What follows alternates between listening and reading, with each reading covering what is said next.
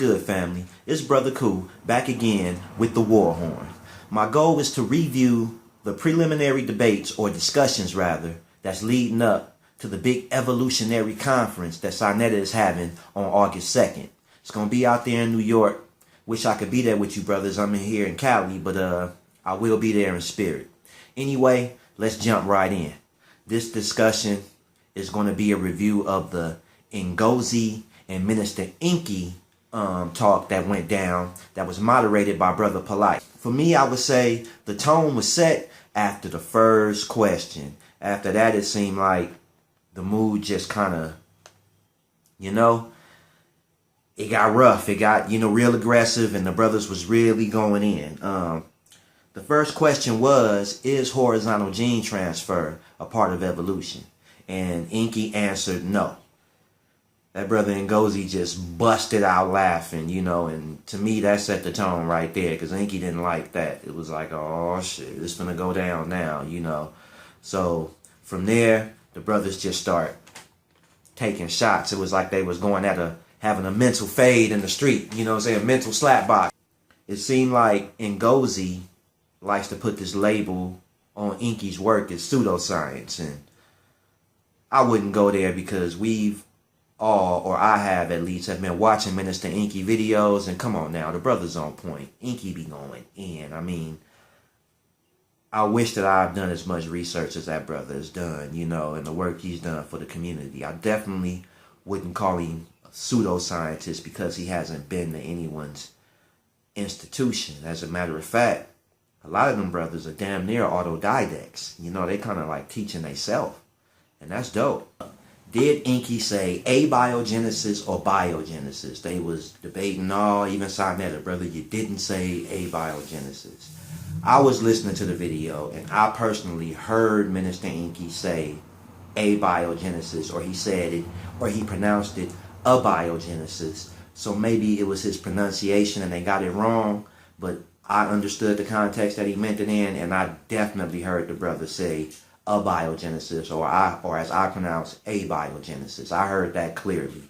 Enqi coming back saying, oh, when Ngozi, you went to college and whoop. I don't knock that either, saying that you went to some white man's university, so, your information can't be correct. To me, they was just throwing shots. The conversation went into the subject of nothing into something, abiogenesis, biogenesis, how does that happen? Where did it all come from? And Ngozi had mentioned something called rainbow gravitational theory, this theory that the universe was in a prior phase to this one. And that was, I guess, kind of an explanation, as to, what was before this, what begot this. And to me, all that's going to do is cause people to say, well, what's the origin of that prior phase? It was really getting bloody, man. It was a lot of, there's a lot of curse words thrown, man.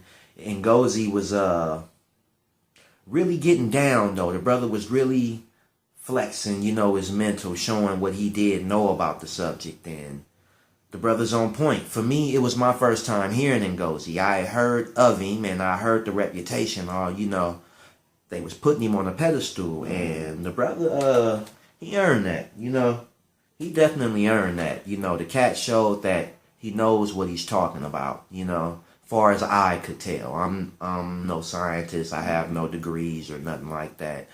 I'm just to make up a word, a self-ologist. I study me and how it relates to the universe.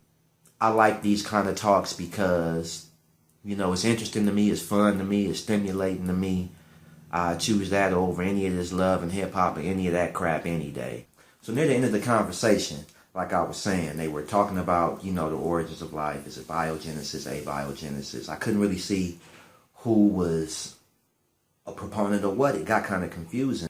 Enqi was talking about, show a process where you can get, something from nothing. He was hitting Ngozi with that. And I don't know if these brothers has brought it up before. Again, I'm not a scientist. They the ones that put me, in research and got me researching. But I don't know if they referenced the Miller-Urey experiment where they claim this was done. And also, article that I ran across in 2011, and I'll leave the link so y'all can check this out. It was done at the Center for Chemical Evolution, based at Emory and at Georgia Tech. And to sum it up, to read this last part to show what they did, how they say they achieved this process, of abiogenesis. It says, many groups studying the origins of life have focused on RNA, which is believed to have predated living cells. But RNA is much more complicated than but RNA is a much more complicated molecule than a peptide. Our studies have shown that if you just add water, simple peptides access both the physical properties and the long-range molecular order that is critical to the origins of chemical evolution. Now, y'all can check that out for yourself. Like I say, I'll leave a link.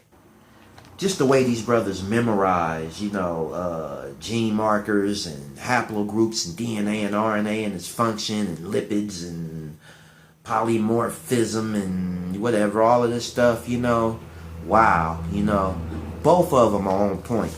But I would have to say in the beginning, Ngozi was kind of dominating the situation. The brother was just riled up and he was, spitting information. He was on point with it. And Enqi kind of seemed like he really couldn't get a word in, Plus, I'd have to say that Ngozi's mic kind of was louder, like actually sounded better. Enqi's audio was kind of muffled.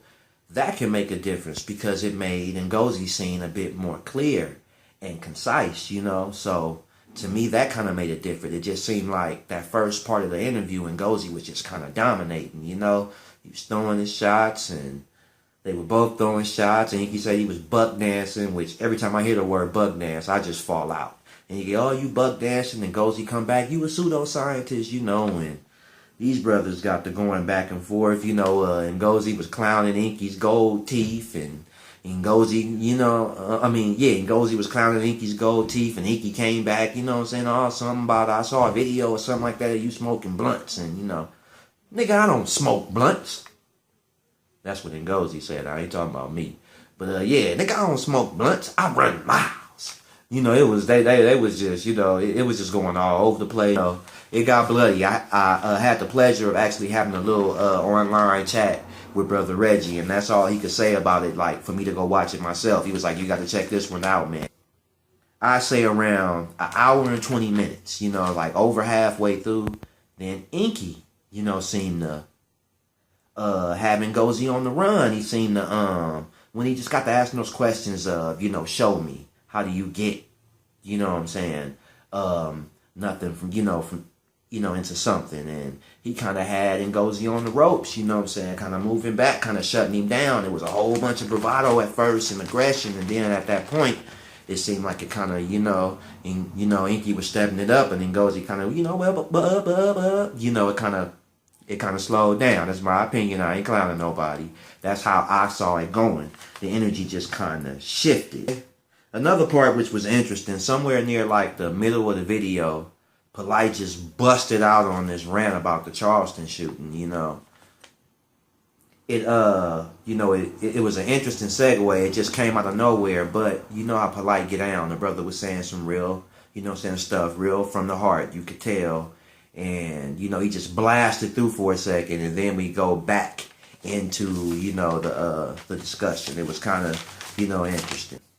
This was a good one, but I have to say, this wasn't really a discussion or a debate. This was an all-out argument. If I had to pick a winner, if I had to say who won, like I say, I have to say Ngozi because it's kind of technical, but like I say, the audio was clearer. He seemed to have gotten out a lot more information. Me personally, I learned a ton about haplogroups and markers and all of that just from that one video. And, Enqi came back, like I say, near the end, but still overall, I just have to say that Ngozi's information stood out. And it could have been technical. It could have just been an audio thing. These things stand out to me because I'm an audio engineer. I make music, I'm a producer, and that's what I do. So I do film scoring. And I understand, in this arena, how audio can make a difference. So that's my take on that, y'all. Again, this is Brother Khu. I'm going to give a shout out to Saneter for putting up this information and staying on the front line. I appreciate you, brother. I'm sure the community appreciates you. Can't wait for the Evolution Conference. And y'all stay tuned because it's going to be more of this war horn. There's going to be more going on. I got more reviews. Thank you for watching. I hope y'all found them interesting. And peace. Until next time, family. Hotep. Shalom. Islam. Praise the Lord. Unity, you know, all the greetings. Peace. Brought to you by Gerbert's new Big Mac and Fries dinner. Gaga goo goo ga, we got your babies now. And Stay Soft Road for the brother that's still rocking the curb.